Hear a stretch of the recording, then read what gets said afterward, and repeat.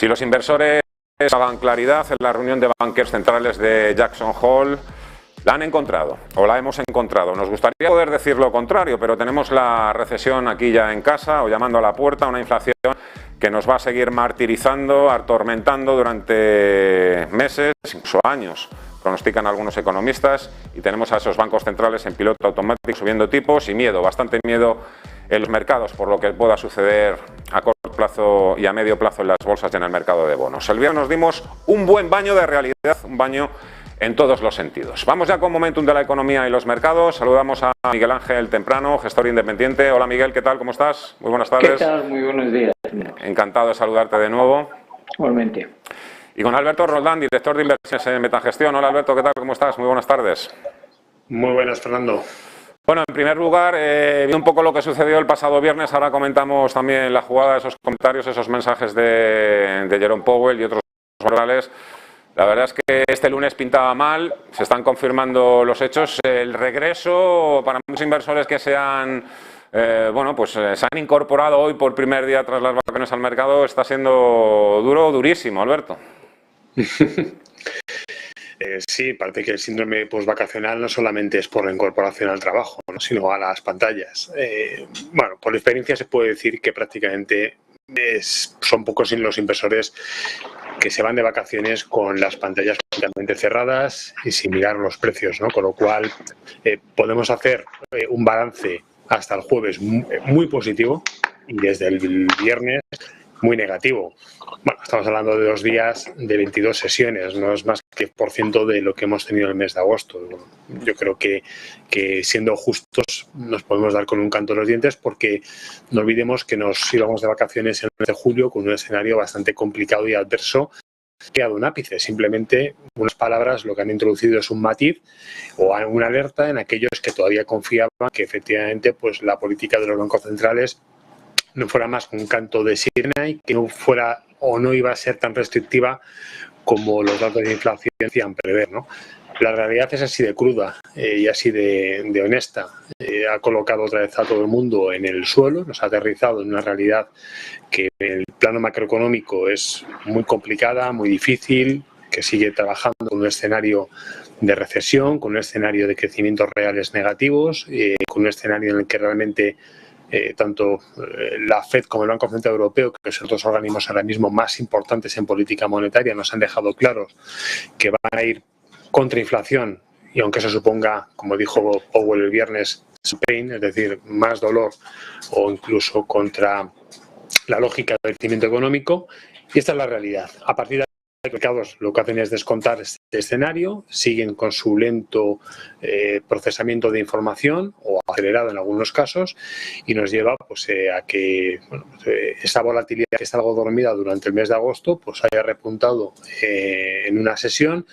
Y vamos a ver si hoy, suavizada con el cierre del Reino Unido, pues mañana va a tener en Europa su continuidad. De momento los futuros americanos nos siguen poniendo en territorio negativo, pero ya insisto, el escenario no cambia nada con respecto a julio. Lo único que ha cambiado es que esa pequeña complacencia que hemos visto durante la primera quincena del mes de agosto pues se ha revertido y ahora vuelve a ser un escenario algo más negativo. Es una cuestión de matices y de percepción.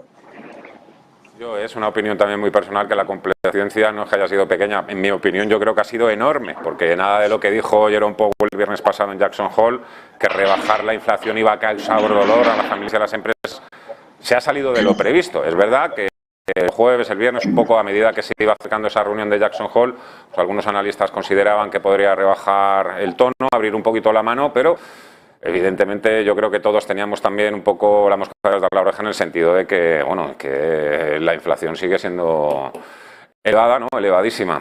Miguel Ángel. Yo es que creo que es como si la gente no quisiese escuchar a los que hablan. Para empezar, no es solamente Powell quien fija el tipo de interés, sino que es el comité de gobernadores, lo que se llama el comité de mercado abierto. Bueno, pues según salieron los datos de empleo, que salieron tan extremadamente buenos y calentaban el mercado, salió el presidente de la Reserva Federal de Chicago, que aunque al día de hoy no se sienta como sillón de voto, sino que rota con Cleveland y él lo hará el año que viene. saliendo diciendo que la inflación estaba desbocada, que había que seguir actuando sobre ella y que este año llegarían al 3,5. El otro día salió el presidente de la Reserva Federal de Minneapolis diciendo 3/4 de lo mismo. Y bueno, la inflación tampoco se había corregido tanto, fue escasamente 1/10. Entonces, ya todo el mundo pensaba que bueno que esa corrección lo que iba a suponer es que no iban a subir los tipos. El primer mandato que tiene la FED es mantener el empleo, y eso se está demostrando que son capaces. El dato de agosto fue, bueno, de julio, publicado en agosto, fue fabuloso. Bueno, pues voy a por el segundo, que es contener la inflación, y lo hago con toda la herramienta, mientras que el primero no se me resienta de una manera clara. Bueno, pues es como si lo vas poniendo todo en cajones y te dicen, bueno, pues este año acaban en el 3,5 y acaban en el medio de una manera o de otra. Bueno, pues no sé qué esperaba la gente que dijese Powell en Jackson Hole diferente. ¿Qué esperaban que dijese? ¿Que contraviniera lo que decían los miembros que habían estado hablando de manera previa? Si es que era coherente, si adicionalmente la inflación no parece que esté controlada. Es decir, no descendió punto y medio, descendió 1/10. Por lo tanto, era de esperar lo que ocurrió. Bueno, pues entonces todo el mundo se dijo, madre mía, ¿cómo va a ser esto? Y reaccionaron los mercados de esta manera tan abrupta. No lo entiendo, pero también es cierto que mucha gente no piensa así. Hoy leíamos en el Wall Street Journal que las posiciones cortas netas se están poniendo o están ya a niveles de la pandemia, de cuando estábamos en los confinamientos. Eso significa que mucha gente no se estaba creyendo lo que estaba ocurriendo en los mercados. Bueno, un poquito exactamente qué quiere decir eso, que las posiciones netas, las posiciones cortas netas estén en niveles ya prepandemia. Lo digo porque también hemos venido asistiendo en las últimas semanas, en los últimos meses, Miguel Ángel, al hecho de que sí, que hay muchos inversores institucionales que estaban ya abriendo posiciones cortas, pero en principio los minoristas eran los que más nos estábamos resistiendo a ello, ¿no?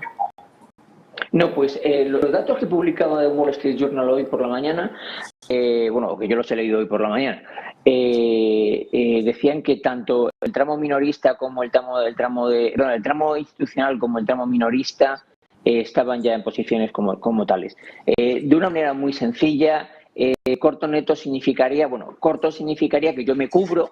Es decir, tengo una posición en un determinado valor o un determinado índice, me da exactamente igual, y lo que hago es que me compro una opción por si cae el mercado. Entonces, que me cubra esa caída. Generalmente los inversores vendemos las posiciones, las opciones, antes de que lleguen a generarnos una rentabilidad como tal, porque el valor de mercado lo supera. Bueno, pues corto neto, claramente es que directamente no tengo las acciones, sino que directamente me compro las opciones para ganar dinero con ellos, porque estoy completamente convencido que el mercado va a caer. Entonces pago una prima para que cuando ese derivado sube de valor porque el mercado cae, pues venderlo en el mercado. Y hay un factor que incide directamente en el valor de mercado de esa opción, que es la velocidad de caída.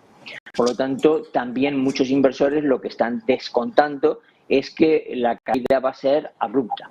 Es decir, que la subida que ha ocurrido durante este verano es irreal y que va a caer de una manera muy, muy rápida. Pues otros actores del mercado piensan diferente a lo que han hecho que suba el mercado como ha subido durante el verano.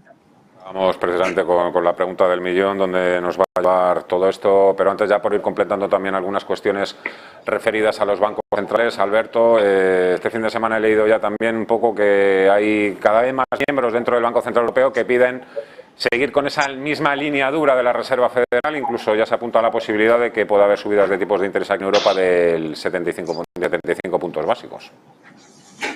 Sí.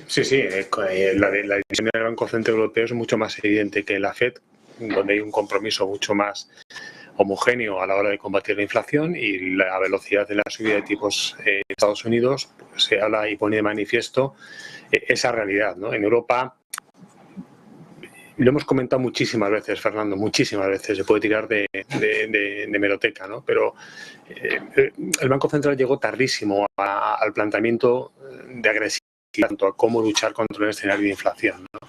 Y antes comentaba mi compañero que el mandato de la FED es el del empleo. En Europa el mandato es único y es el de los precios. No se puede entender. Sí se entiende desde un punto de vista práctico, desde un punto de vista teórico no se entiende, ¿no?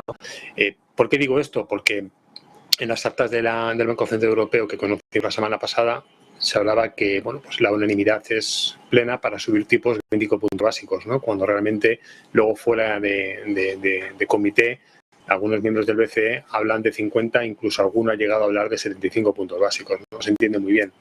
Y de hecho esto provoca esa sensación de que el inversor europeo está un poco más perdido que el americano, donde en Estados Unidos la pausa o el ritmo de subida de tipos está mucho más marcado y bueno, pues, podemos jugar si la FED está detrás o delante de la curva, pero está muy cerca de lo que los inversores creen, ¿no? Y en Europa, sin embargo, no.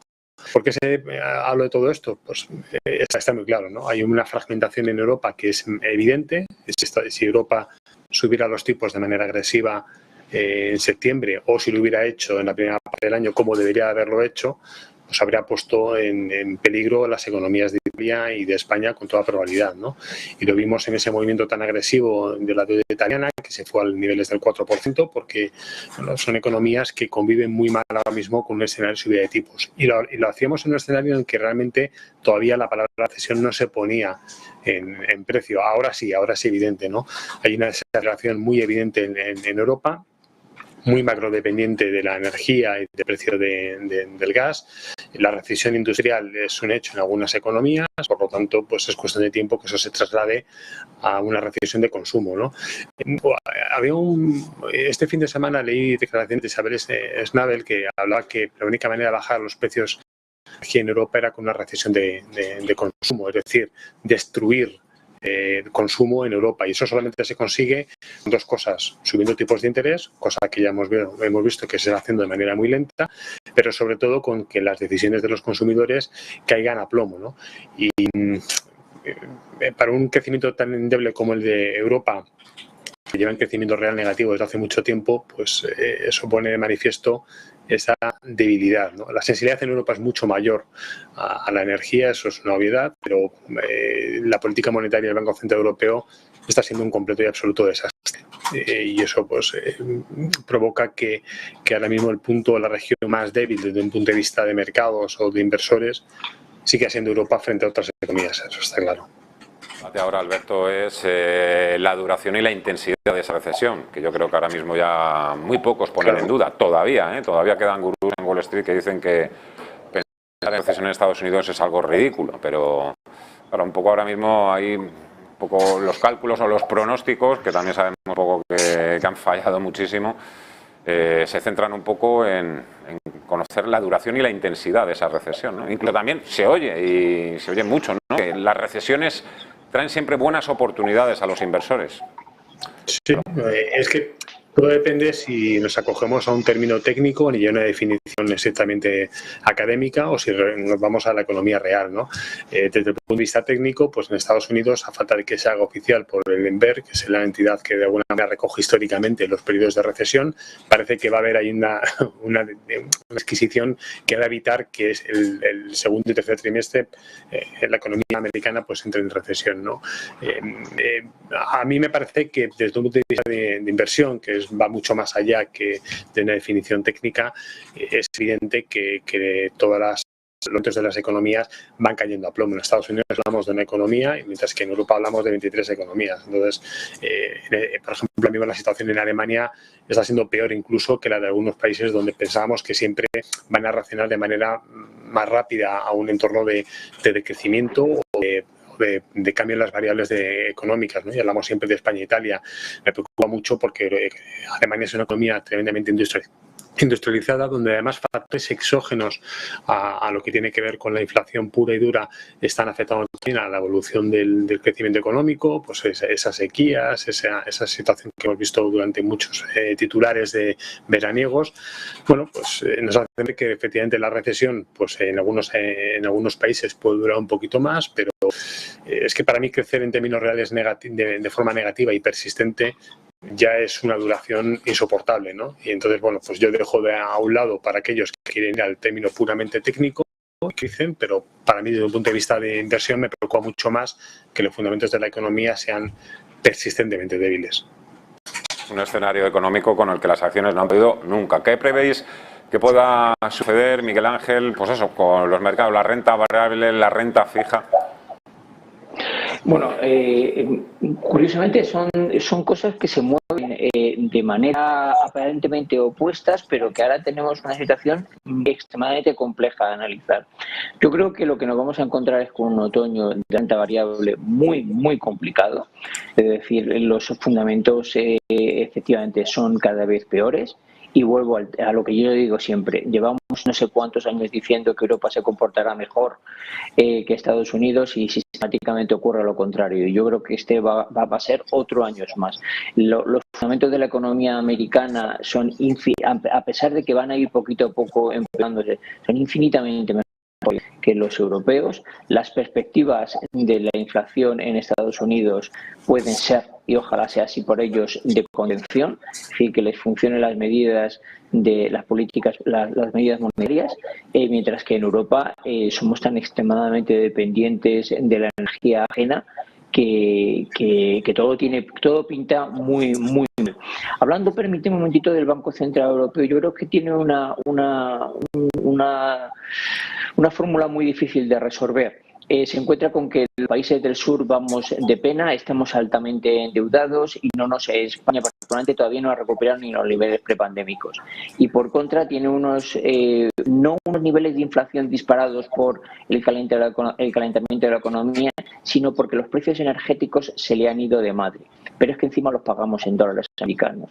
Yo creo que al Banco Central Europeo no le quedan más que dos alternativas. Una es subir tipo para evitar que el dólar no se siga revaluando, dado que sería el segundo factor inflacionista de la energía, y segundo, ayudar a los países del sur comprándoles deuda. Claro, la pregunta es cuánto tiempo van a aguantar los países, los políticos, aceptando de que los árabes, fundamentalmente los frugales de Alemania, aguantando de que nos ayuden a nosotros de una manera sostenida con un gasto público disparatado. Todo este engendro lo que va a hacer es que las acciones europeas vayan muchísimo peor que las americanas. Pero yo sí que creo que van a ir generando en estas grandes caídas oportunidades de compañías que claramente son el futuro. Y hablo de muchas de ellas son tecnológicas.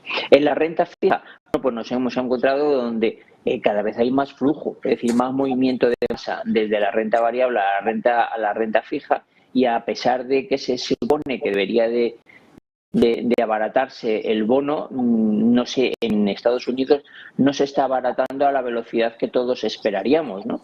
Y creo que eso va a seguir ocurriendo, mientras que en Europa, inmediatamente que empecemos con la subida de tipos del Banco Central Europeo, los bonos se van a abaratar y eso va a encarecer de otra manera otro de los fundamentales que afecta clarísimamente el precio del Euribor, con lo cual va a debilitar todavía más las economías europeas y así volvemos al ciclo, que no salimos de un bucle negativo. Alberto, ¿cómo lo estás llevando todo esto en vuestra casa, en Metagestión? ¿Cuáles son un poquito los movimientos que más... o cómo se va la operatividad en un mercado que vemos que de momento no se va a detener la caída, en principio?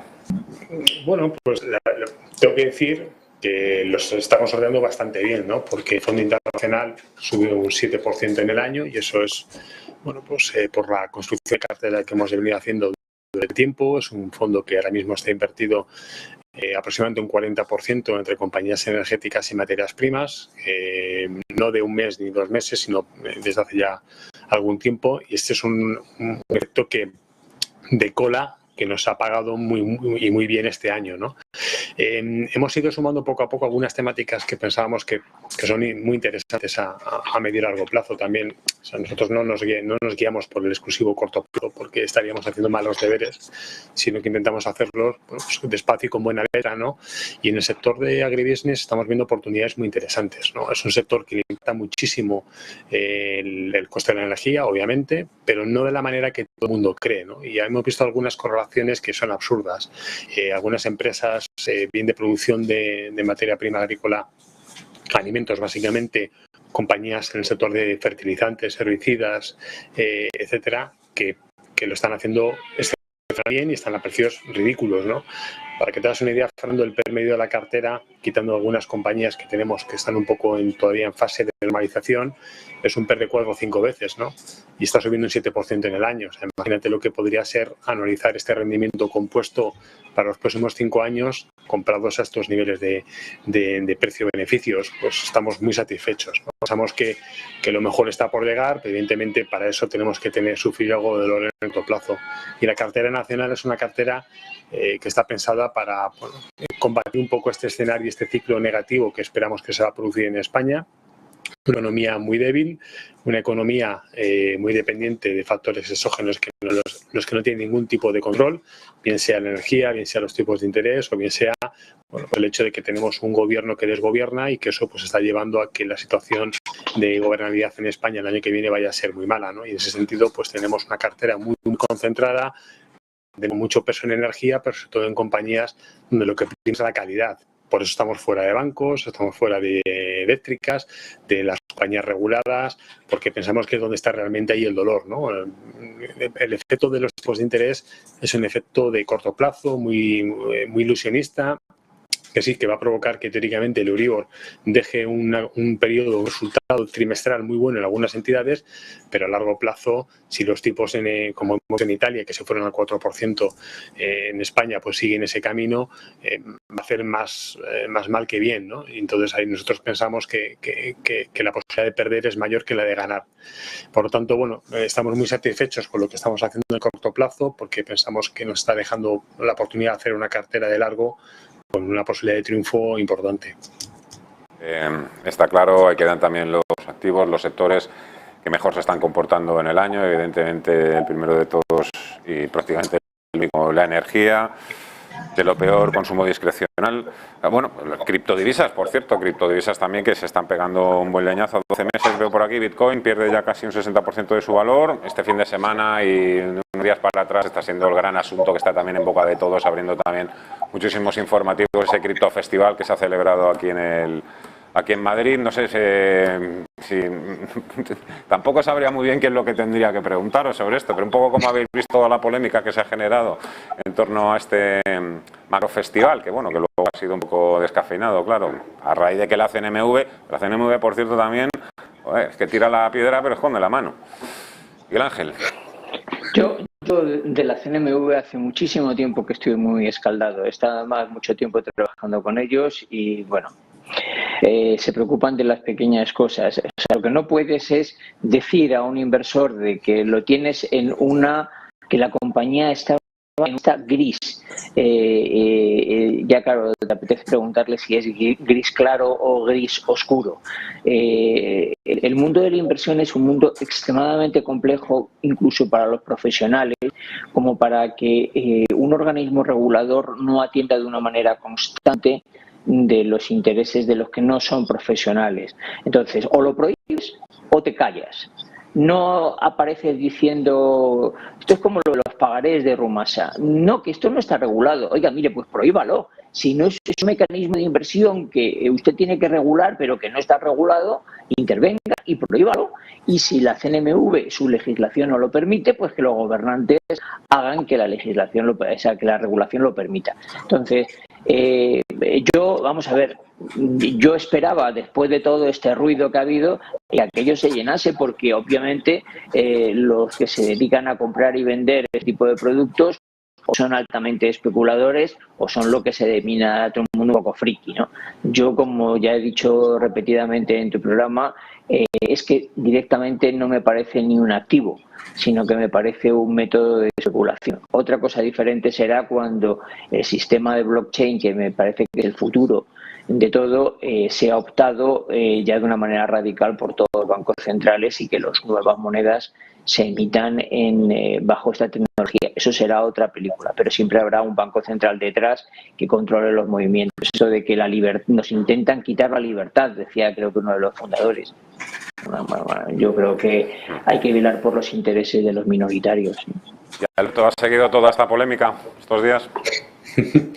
Mira, a mí me gusta el deporte y me gusta el fútbol, pero si me preguntan por el curling, no tengo idea. Pero es que además no me atrevo a opinar, ¿no? Pues aquí me pasa algo muy parecido. Es que tengo una opinión un poco mala porque tuve que estudiar durante un tiempo este mercado y lo que vi no me gustó nada. Lo he mirado de manera muy marginal. De hecho, vi una foto de la edad media de la gente asistente al Congreso y eso me lo dice todo. O sea, no lo digo como algo despectivo. Pueden tener un nivel de conocimiento altísimo. O sea, no tiene nada que ver una cosa con la otra, nada, absolutamente nada. Simplemente es que la mayoría de la gente no ha visto ni sabe lo que es una recesión económica y por lo tanto es difícil jugar un activo que aspira a ser una moneda sin tener ni idea de economía o no haber conocido nunca una recesión, ¿no? Entonces, eso es lo que a mí realmente me preocupa. Totalmente de acuerdo con Miguel Ángel. Es que lo de la CNMV no hay ni por dónde cogerlo. O prohíbes o lo dejas, pero ese término medio de templado, ni frío ni calor, es que no dice nada, ¿no? Porque al final es como emitir un comunicado para decir, bueno, yo advertí, pero si es un peligro real, córtalo de raíz, evite el titular. Diciendo que hay demandas de la gente por motivos X. No se entiende, la verdad es que es una cuestión que yo personalmente prefiero mantener al margen. Yo estoy en lo mío, que es hablar de las acciones, de las compañías, intentar entender la economía, que ya es bastante complejo como para meterme en estos fregados. Completamente de acuerdo. Alberto Roldán, director de inversiones en Metagestión, y Miguel Ángel Temprano, gestor independiente. Ha sido un placer. Muchísimas gracias a los dos. Os mando un fuerte abrazo y que vaya bien la semana. Hasta la próxima. Adiós. Las 12:47 minutos de la tarde. Todavía nos quedan unos minutos para hablar de mercados, gráficos. Enseguida saludamos a José Lizán. Será vuelta de pausa. Hasta ahora.